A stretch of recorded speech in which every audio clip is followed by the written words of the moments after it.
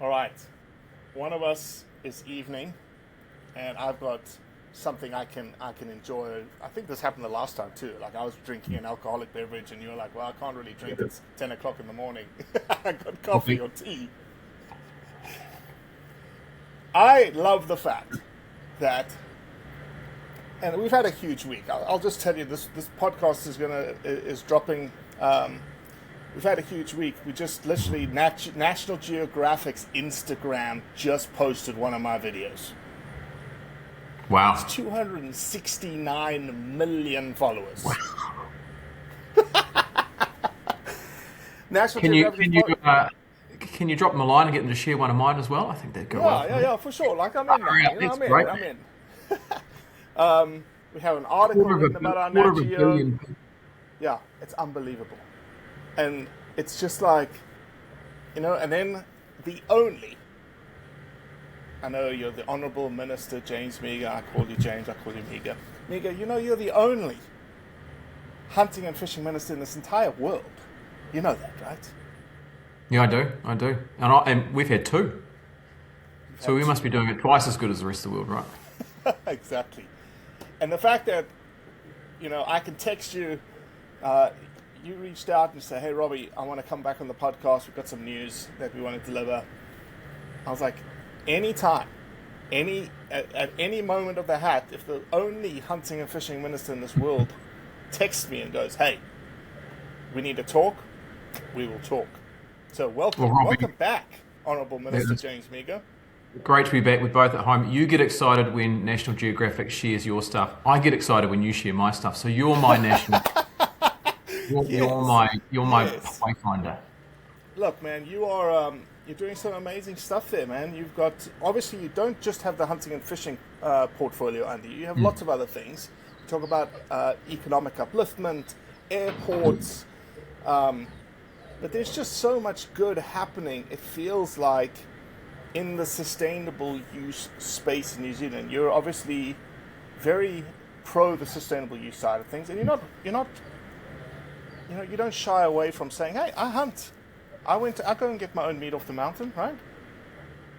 Yeah, and, we've had some wild weather here over the past couple of weeks. I was supposed to go out with the deer stalkers in the Wairarapa, and a few of the tracks got washed out. But no, I mean we're a hunting culture, a hunting nation. If you think of, I'm Māori as well. If you think of generations of Māori who gathered food off the land, mahinga kai is the word for that, traditional food gathering traditions.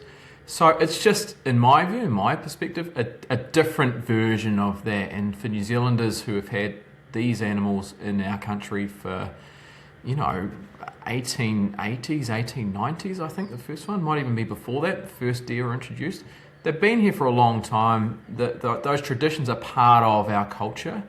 And so I just think, and I think you probably take the same view, it's all about balance. It's all about taking a sensible, balanced approach to the impact that we all have, animals have on our environment, and how we can better manage them. And, I think July is a big month for us in the hunter-led conservation space, and it's great to be able to be here to help share a bit with your audience about what's going on.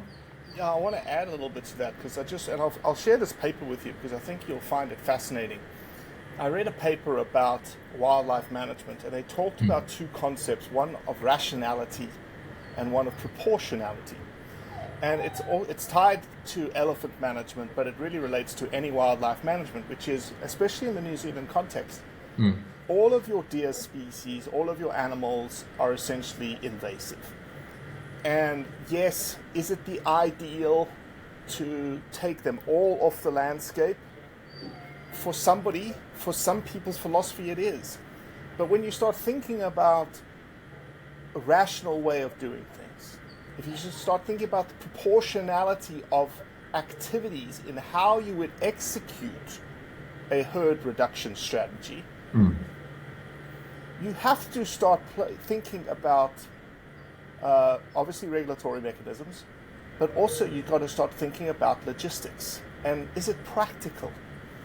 And is it actually practical to say, given the topic at hand, that we are going to and are able to eradicate all the Sika deer, can eradicate all the tar? Can we eradicate all the wapiti? And I think most rational people would say no, it's not possible. I think if you look at the evidence of decades of, I guess, attempts to try and do just that, it hasn't worked, and it will never work, partly for practical reasons. Everyone thinks we're this tiny little country at the bottom of the world. We're actually quite a large geographic country, especially for our population. And so if you just think of the terrain challenges, the geographic challenges, the financial challenges, we're not a wealthy enough country to pour the resource into doing that, quite frankly. So from a practical perspective... Middle Earth, let's be honest. It's Middle Earth down there. It's Lord of the Rings, Middle Earth. And that's right. And so from a practical perspective, the answer's got to be no. People have tried. We just, I think, practically don't have the resource. And then if you look at the political and maybe the cultural side, actually, I think unless you sit on the extremes of this argument, there isn't a desire for complete eradication. And even that term invasive, that's a loaded term. That's a term that's used to connote some sort of threat or invasion or disaster. And we all know that when you use those terms, or when sort of the extreme parts of the movements use those terms, they're trying to invoke a particular response, an emotional response. If you take an approach to this where you say, well, actually, why not think of them as introduced species? And when you think of them as introduced, you then take a bit more of a balanced managed approach. We're introduced, everyone comes from somewhere. And you're right, the only mammal species in New Zealand are bats, but they come from somewhere at some point as well. And you've then got to take the approach, okay, if it's about what are the impact that these animals are having on our environment, on our conservation state, compared to the value that they hold with a lot of New Zealanders, it can't be all eradication, and it can't be just letting them all to roam free and hit browse levels that are actually impacting our biodiversity. You've got to meet somewhere in the middle. And so one of my tasks, I think, over the coming years is to try and pull away from the extremes. And that, that can be on the hunting side of things as well. We can get very passionate about conservation efforts, about hunter-led conservation, and you can use loaded terms for some of the more extreme environmental voices out there.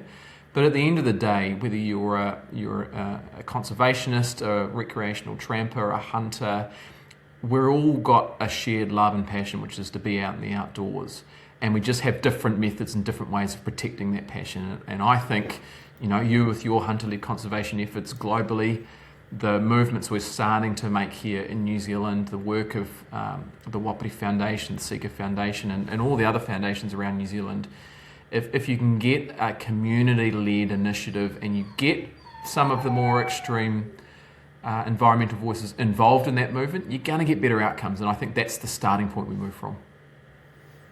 So the last time you were on this podcast, we were talking about, and I hope that you took my advice to heart the last time and talked about HOSIs, not a HOSI. Okay. I even tried to convince Corinna Jordan to call it a HOSI too. It's a work in progress for me. I'm on board. The way it's spelled, HOSI, to me it's a HOSI. There's not two S's, but look, we'll work on. Kiwis, we garble and mangle our vowels and our consonants at the best of times. So look, leave that as a to-do, as a work on for me. Perfect.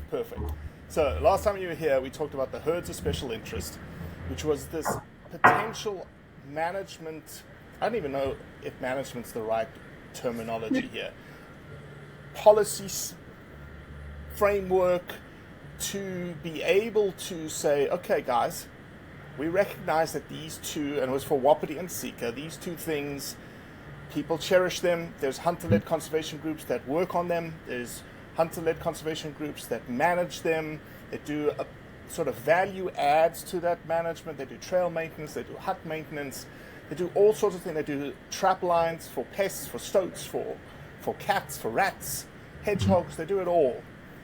And there's a value to these species, to these guys. Recreational hunting, yes, absolutely a value. The Wapiti even has a ballot system, so they're generating funds to be able to do all of this great work. It's not a burden on the taxpayer. And so, hey, let's try and move this process forward, which was the herds of special interest, the HOSI. last time we were together, it was being, I think if I remember correctly, it was being brought forward as the Game Animal Council amendment, and it hadn't even gotten to Parliament. So how about we pick up like what it took to get from there to like, where we are, well, before we say where we are today, how to get to the Parliament, essentially. Yeah, so there's a two-track pathway that we've moved on in the past. I guess it's probably been about 12 months since we last caught up. There are a couple of side issues at play here. So one is, you're right, these herds have particular value and a special place in the hearts and minds of New Zealanders, particularly hunters, particularly in those parts of the country, Fiordland and the Central Plateau, Central North Island. Now, Fiordland presents a particular challenge in that wapiti exist in the national park, and so that's the first track, the first pathway was an amendment to the Game Animal Council Act to confirm and clarify our view, which has always been our view, that you can designate a herd of special interest in a national park. There was some back and forth and some contention and some slightly contradictory parts of different bits of legislation. The National Parks Act says you must exterminate as far as possible. The Game Animal Council Act says you can designate a herd of special interest in a national park. Well, of course, the process of designating a herd of special interest is not an elimination or eradication process. It's, as you mentioned before, a management process where you manage the herd for its hunting values. We will end up with fewer animals, but healthier, better quality animals, better quality meat, better quality heads. There was an apparent contradiction between those two, and so we took the steps of saying, to avoid all doubt, to avoid litigation, conflict, controversy, we will take the bull by the horn, so to speak, and pass a law which says that you can designate a herd of special interest in a national park. Now, we thought we could always do that anyway, but passing that law makes it clear, makes it certain that a herd of special interest can be designated in a national park. And for us, our immediate focus was the wapiti herd down in Fiordland. Now, the second track pathway to that has been the herd of special interest process itself, which sits outside that law change and is to be quite frank, very long, very consultation heavy, very technical process of receiving a proposal to designate a herd of special interest, going out to the public. There are statutory stakeholders that we have to engage with, and I need to make this clear to anyone who has some concerns about consultation or who gets to have input into this. The statute itself says we must engage with conservation authorities, forest and bird, local iwi, community, interested parties. There are a very wide and in-depth list of individuals and groups that we have to consult with when we're trying to propose these herds of special interest. So that's the pathway that's been running alongside the legislative change. That is where we have culminated in July to the point where we're now in a position to designate 2 herds of special interest. So that's how it's been running, and that's how we've gotten to the point where we are today. So one thing to give some certainty around national parks, particularly for Fiordland. The other thing is to get some of these herds of special interest actually in motion and in play. In 13 years since the law was actually passed, we've actually been able to do it. So you did all the consultations, an enormous amount of consultation, got it to the point where it was like, all right, now we're going to move the herds of special interest into Parliament. Mm-hmm. And it now needed readings, second reading, third readings, all those things. Now, we've gotten through that entire process too, right?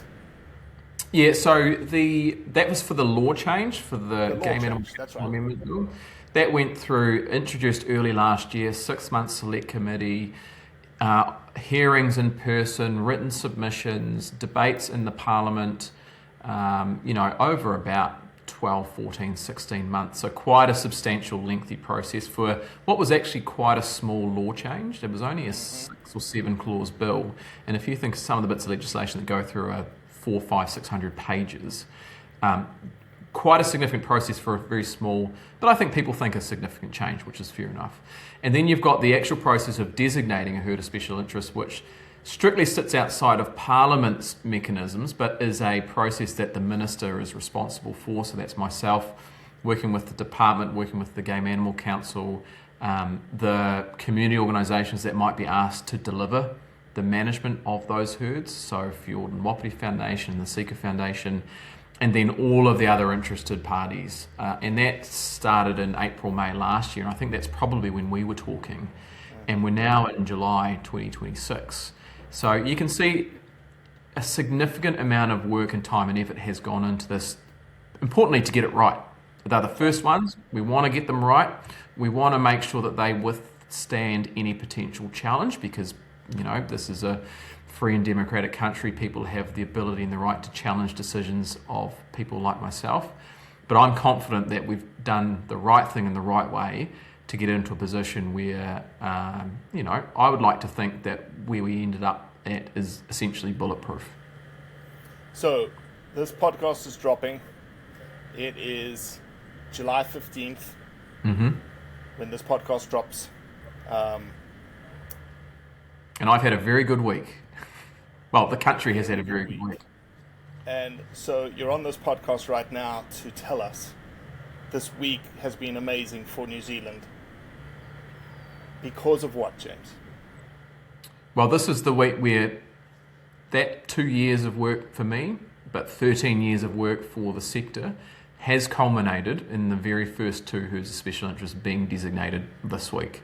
And so I was very, very proud to be able to be there in person, first of all in Te Anau, with the Fjord and Wapiti Foundation to designate the country's first herd of special interest for the Wapiti herd in Fiordland, in the Wapiti area.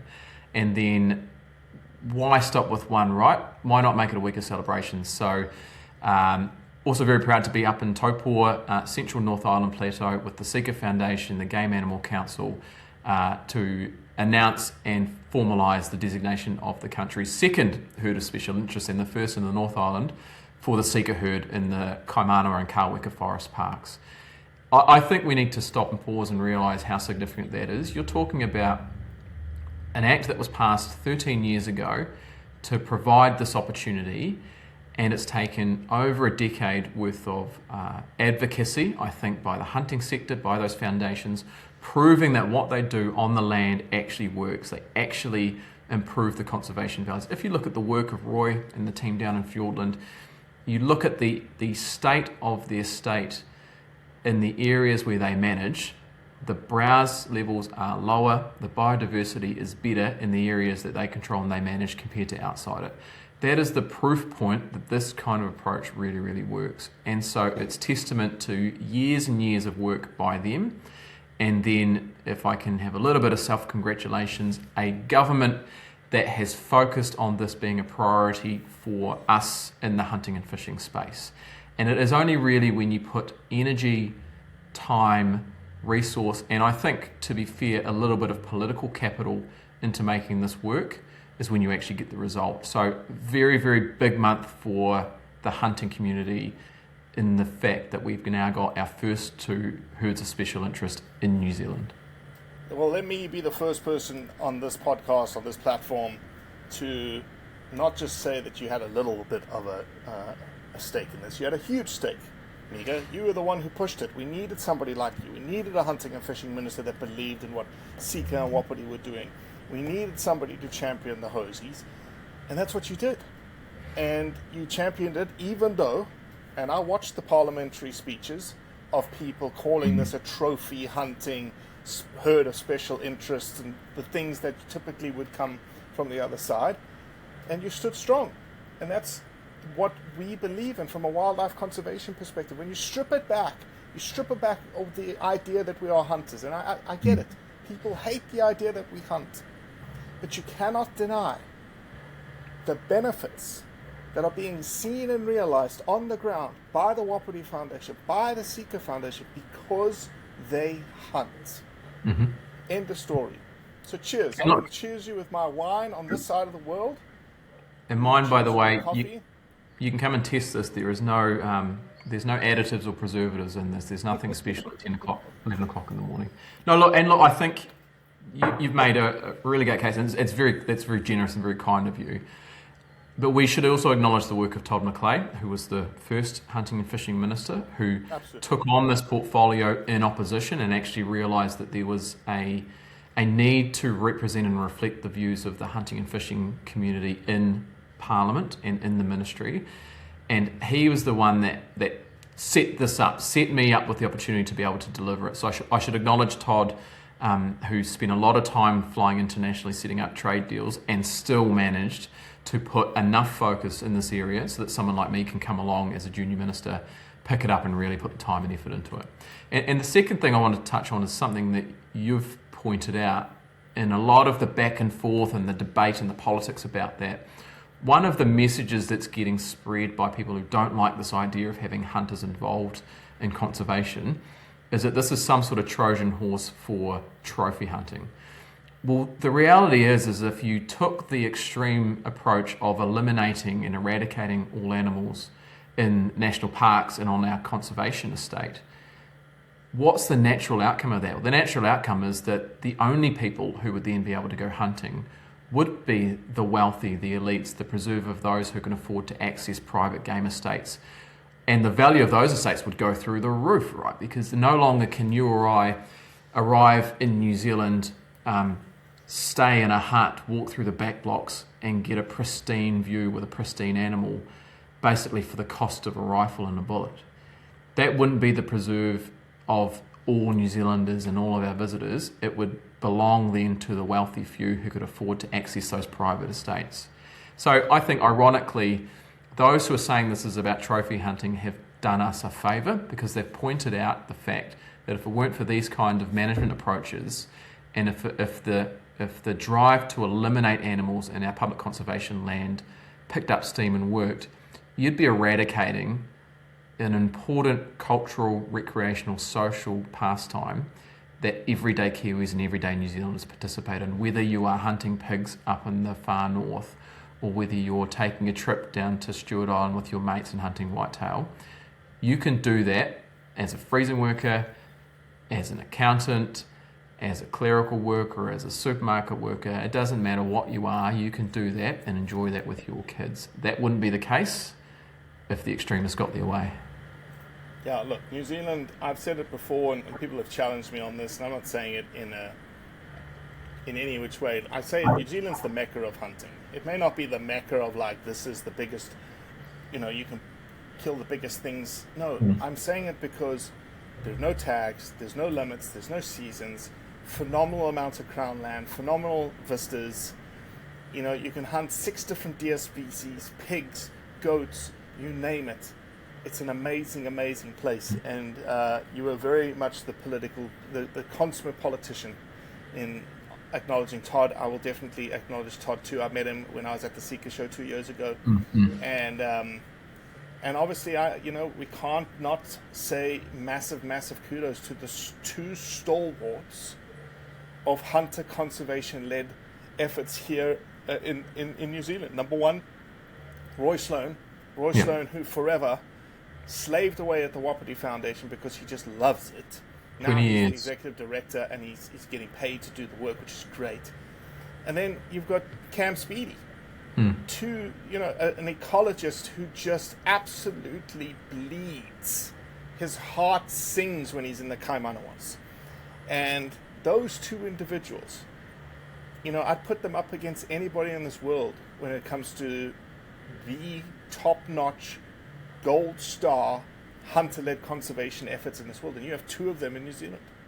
And you know what happens with those 2 blokes is they actually nowadays will sacrifice what they love doing most. I'm sure they'd love nothing more than to be out hunting every single day, but they sacrifice that opportunity to instead focus on the wider picture, to set up the systems and the structures and the volunteer groups to go and do the trapping and the track maintenance and the hut maintenance, to fill out the forms, to make the concession applications, to spend their time setting up a future for people like me and you to be able to come and do this stuff. And so we really should acknowledge the immense amount of work that they've put into it. They will, when they decide to finally put their feet up and have a rest and enjoy the fruits of their labour, we'll reflect on them as being 2 of our shining lights and leaders in this space. And I know they've both been recognised with higher honours. If we could hand out knighthoods here and there, I'd certainly be putting my hand up for each of them. And I think you're right to acknowledge the work that they've done, because they've laid the foundations for these two herds of special interests, but also, if we can prove that this model works, it lays the foundations for more of this kind of program, this management to roll out. And it should, you raised a really good point about how easy it is to hunt in New Zealand, and we are the Mecca, not because we've got the biggest animals and the biggest trophies and the most exotic creatures, but because it's so accessible to everyone. That comes with its challenges, right?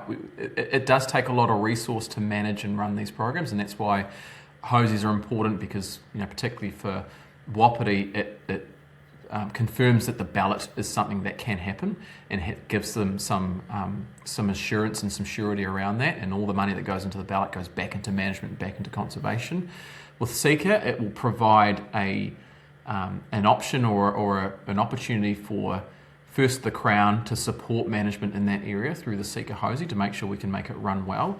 Then there's the wider challenge of how do we make this sustainable over the long run? How do we find the volunteers, the people, the resources, the revenue that we need to ensure that this is successful? And that's the next challenge, I think, for us to figure out. How do we do this over 5, 10, 15 years, and not just say, well, that was great for a podcast with me and Robbie, but actually, how do we make sure that in 20 years' time, when you're still podcasting and I've got more greys, that we can say, yep, this was the start of something really great. The final one before I let you run on to the next thing, there's two other organisations I wanted to really acknowledge. One is the Game Animal Council, who they helped prepare the applications. They engaged with both the community and also the department to help assist us through the process. They are being delegated responsibility for managing the Seeker HOSI alongside the Seeker Foundation in the Central Plateau. So for them, that's a big step in their evolution as an organisation too. They are now a bona fide statutory manager of game animals in New Zealand, and it's a huge opportunity for them to prove that their connection to the hunting sector is a good model. The other ones I should acknowledge is the Department of Conservation. They are my officials, my advisors. They're the ones who put the paperwork together, did the consultation in a version and a process which was new. First time we've done it, nothing is ever going to be perfect the first time around. But my officials at every step of the way made sure they did their very best to take my instructions on board, to make sure that they did this to the highest quality that they could, that they listened to the hunting sector, the conservation sector. And I know there are different views out there around the department, but I think for this instance, we need to acknowledge and I think congratulate them for embracing our direction as a government and for delivering on the policies that we've asked them to deliver on. And that's a great part of our system, which is that whether you are a left wing or a right wing or a red or a blue government, the public sector comes in and delivers your policy program. And so I just wanted to acknowledge the work of them and the officials that have done that too. No, good shout there. Good shout to the Department of Conservation, Doc. And also a big shout, Corinna has done an amazing job as the Executive Director of the Game Animal Council. She's a firecracker, and, she loves her job too. And she's done a great job with GAC and the Game Animal Council. So, and just to herself, right? So it just goes to show that when you get the best of conservation, environmentalism, and recreation and hunting, you get great outcomes. It is a really good model, and I need to stress for anyone out there who might still have reservations, just come and see what's actually happening in Fiordland, and come and see what's happening in the Kaimanawas and Kawekas. If we don't do anything, the reality is that no department, no government is ever going to have enough resource to do it on their own. We are always going to rely on the goodwill of community, of boots on the ground, and I think this is a really good way of doing that. And just two questions to finalize this out. So people that are listening to this, they may be completely oblivious to what's happening. They don't know what's the point of this whole thing. What is the point, Meager? What is the point? Why do we need a HOSI? Well, the fundamental point to all of this is that those of us with half a brain, we do recognise that everything we do in our environment has an impact.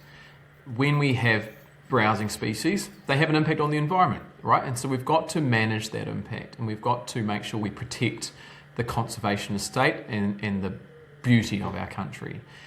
If we don't have adaptive management, if we don't have sensible approaches to that, we're going to lose that social license to have those animals here, and you create tension and you create hostility, and you already see that. So the point of having a HOSI, having a herd of special interest, is to get that balance. It's to say that actually, looking across the wide variety of everyone we have in New Zealand, you have people who deeply value our conservation estate and our environment. You have people who deeply value the recreational and social values of hunting.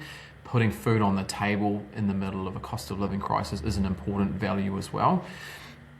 And so we need to bring all those different, I wouldn't say competing values, but different values together and have an approach which manages them sensibly. And when you're managing these herds so that the numbers are under control, so that the animals are healthier, the genetics are better, that we're targeting the right animals at the right time, we're reducing the impact on the conservation estate and improving our biodiversity outcomes, and you're using the thousands of hours of volunteer hunter work to monitor traps, to do the trap maintenance, to clear the bush, to update the huts.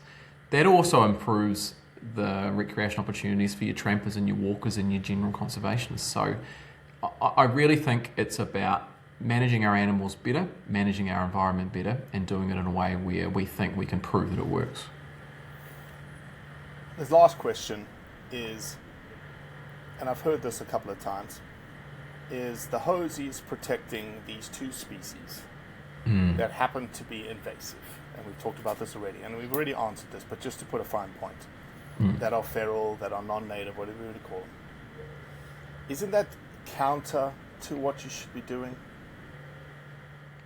Well, I've had this raised with me, and I've always said it's an interesting concept of protecting a species by deliberately going out there and hunting them and trying to reduce their numbers to a manageable level. That's a weird concept of protection, right? It's hard to say I'm protecting you. By the way, I'm going to take out your sister and your niece down there. I'm going to get rid of them. So look, it's not about protecting a species. It's about realizing the reality of the situation, which is that these animals have been here for over 100 years. Some of the animals have been there longer than people in Parliament, right? So you could argue, and I'd say this a bit tongue-in-cheek, some of them have a deeper historical connection to the land than half of our members of Parliament, depending on what boat you come over on. But the reality is that these animals are here. They do hold a special place for New Zealanders. We've got to recognise that fact, that some people's views don't automatically outweigh other people's views just because you draw a line in the sand at a certain date. So we recognise these animals have value. It's not about protecting animals. It's about managing the impact of those herds in a way which results in good hunting outcomes and good conservation outcomes. At the end of the day, if the only thing you care about is improving the values of our environment and of our conservation estate, you would still support this approach because you're going to get better conservation outcomes than the alternative, which is not to eliminate the animals because it's not being done. It will never be done. We don't have the resources to do it, and we don't have the people to do it because hunters are the ones that actually make the biggest contribution to that. It's about managing the values of the conservation estate. So if you enjoy conservation, if you like our environment, you would support this because we are going to get better outcomes, and I can almost certainly guarantee that. Well said, Meager. I am cheersing you again. Congratulations, massive week, 2 designations, Wapiti and Sika.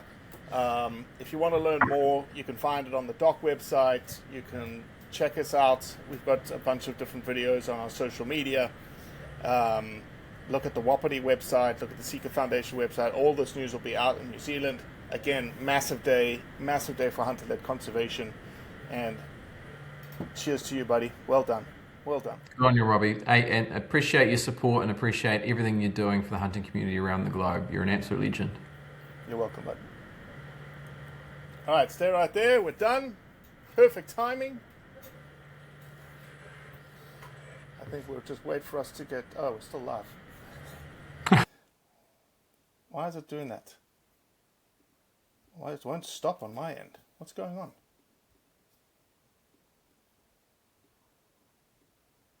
Oh, has it stopped on your end? There it is. Yeah. It still says live on my end. I don't know why it's not doing it. It says you are uploaded, which means we're done. I am not. So I'm going to... No, you're fine. Yeah, Seeker Show. I'm just going to come in for 5 days, and then I got to head to South Africa for all the professional hunting shows there. I'm gonna email Blake this, but I'll plant the seed in your brain. If you can get Blake to do, obviously you're going to do a bunch of social media on this, a short 30-second like piece on, vertical, like what just happened. I'm in Tear now. Here, what is going on? Anyway, I'm here in Tear now. We just designated the Wapiti HOSI, and then do it again in the Seeker, in the Kaimanawas. And if you want, either you can text them to me or Blake can email them to me. And if you're okay with it, I'd love to use those two videos and we'll mash them together. And I'll post it. I'd like to post it to announce the HOSIs going out.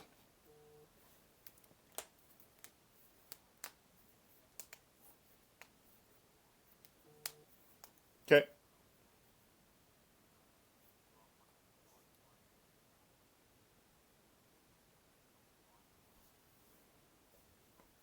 Perfect. Perfect.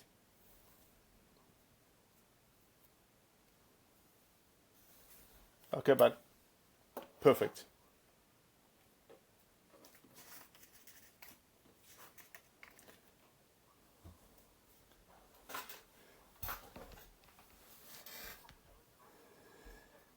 Well, I actually try to boost a YouTube video, a podcast of ours, or was it a piece of mine? That last piece that I did of the HOSIs, I tried to boost it by YouTube in New Zealand, and I got flagged for election campaigning. So I'm going to try again on this podcast. I'm going to try and just figure out the wording to make sure that it slides under the radar of election campaigning.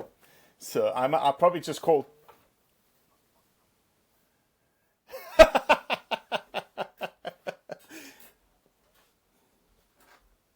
Yeah, dude. That's us. And they tag the Origins Foundation. It's like, oh, jeez.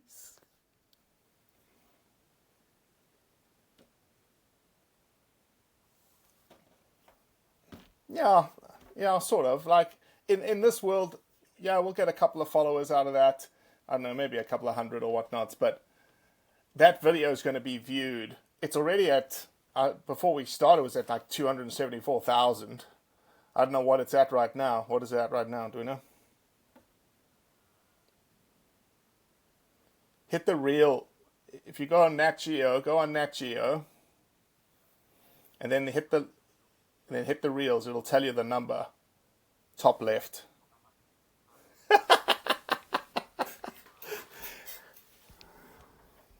Yeah, yeah.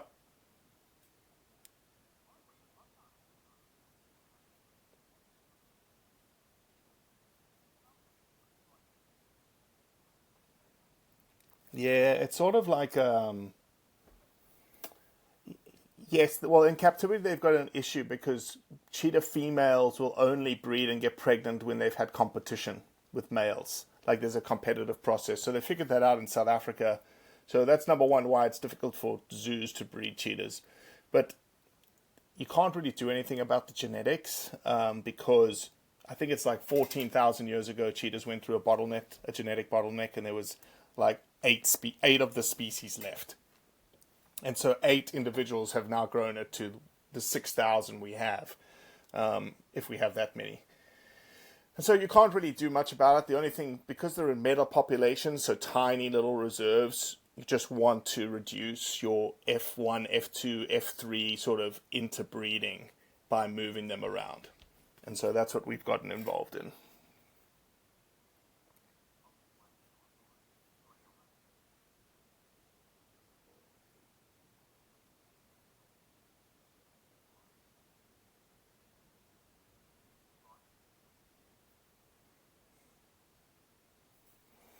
No, I don't think so. It's just we just don't know what the genetic variation would be in my brain. But it also, we're not seeing Like we're definitely not seeing like inbreeding depression. Like we're not seeing malformed, mutated cubs or anything like that. It's just, honestly, it's one of the sort of things that is championed around, but nobody really sort of stands up and admits, was like, well, we can't really do much about the genetics. The bottleneck happened 14,000 years ago. It is what it is.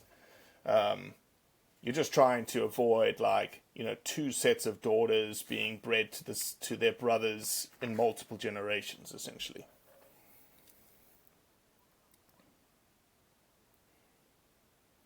Not really, because they just need massive space. Like we moved these cheetah out of small reserves, 10,000 hectare reserves, 20,000 hectare reserves, into a 250,000 hectare area, open range, that connects to 10 million acres. And these cheetahs have fucking gone everywhere, dude. Like, we have one cheetah that's moved 1,500 kilometers.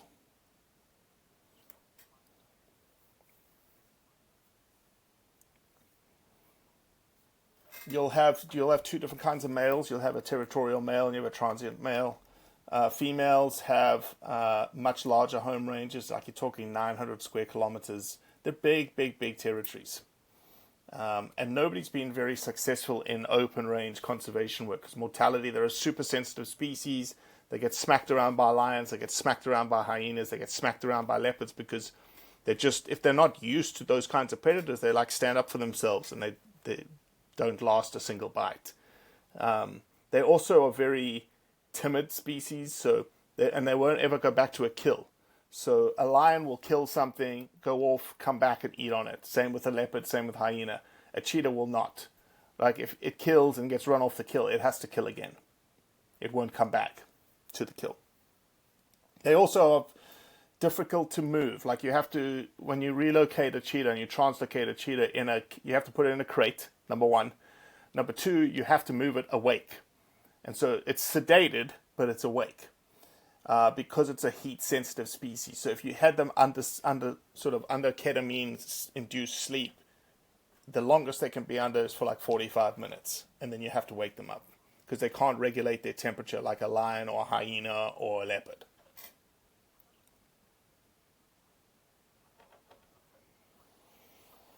Yeah, they're pretty good. There's definitely a difference between cheetahs that are lion habituated and those that are not.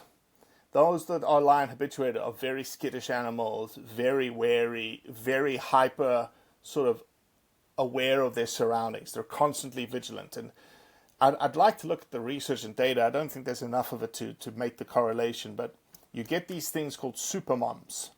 Super moms that raise like 4 or 5 cubs, and they'll raise all of them all the time. Most cheetah moms are shit from a cub perspective. But our 3 cubs that you see on that video are still alive right now. We're at day like 75 or 80.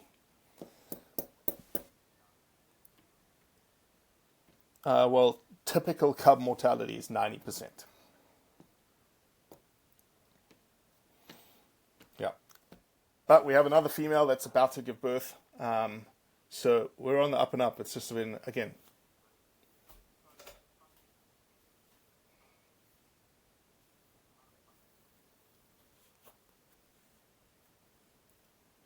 obviously, we get support from operators that are in the hunting business.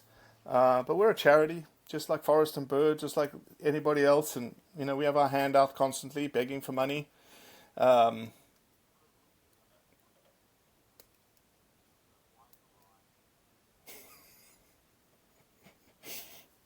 Yeah. And what we call fees. Fees. We have a lot of fees that we have to pay. To get a CITES import permit into Mozambique, it took like 7 months or 8 months. And at the end, we were just like, what is this going to take? Oh, just a couple of extra fees. And we're like, all right, fine, we'll pay the fee. Yeah, 100%. All right, dude. Well, let me get this loaded up. What I'm going to ask you to do is you leave. That way, then you're uploaded. Mine doesn't seem to be uploaded for some reason. I'm still live, but it should work its way out of the system once you leave and I get squared away. But I will send an email to Blake tonight with the an approval of the copy. I'll give him the instructions for the vertical videos. I'll also need I'll probably pull a picture of mine from Seeker, the work that we did in the Carmana Wars and what we did in Fjorden, and sort of match those together. Okay.